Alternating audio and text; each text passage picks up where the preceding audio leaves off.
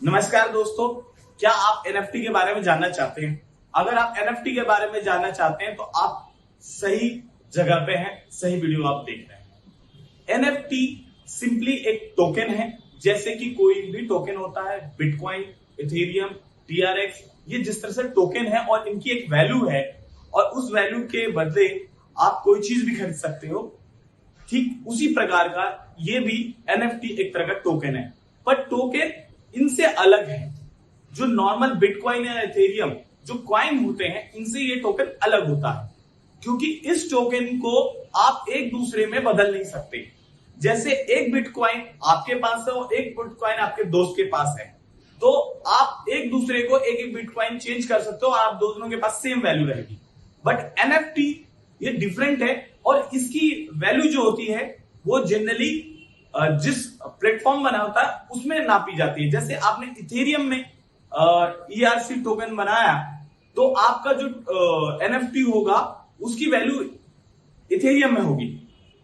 अब इसकी जो वैल्यू होती है वो एक पर्टिकुलर इमेज की होती है, डिजिटली कंटेंट कह सकते हैं, चाहे वो इमेज हो आपकी, चाहे वो वीडियो हो, चाहे आपका म्यूजिक हो या एनिमेशन हो, इस तरह के कोई भी कंटेंट हो। आजकल डोमेन भी आ गए हैं, यूनिक नाम आ गया है, वो भी आजकल एनएफटी कहलाता है। उस एनएफटी में केवल एक टोकन जनरेट हो जाता है with the sign of this image, sign of the digital content. तो वो जितनी बार उसकी एक वैल्यू बन जाती है। अच्छा, ऐसा समझिए इसको कि आपने कोई इमेज बनाया और आपने एनएफटी पे दे दिया, एनएफटी की साइट पे लोड कर दिया। जैसे ही आप एनएफटी पे लोड करेंगे, वो अपनी गैस फीस लेगा और उसके बाद आपको सेल करने के लिए कहेगा।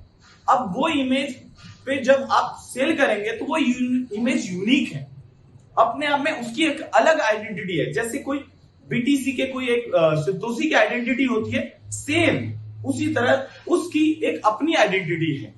ठीक है, तो अब फर्क क्या है कि जो एनएफटी होता है उसको जितनी बार भी सेल किया जाता है उसकी वैल्यू बढ़ती चली जाती है।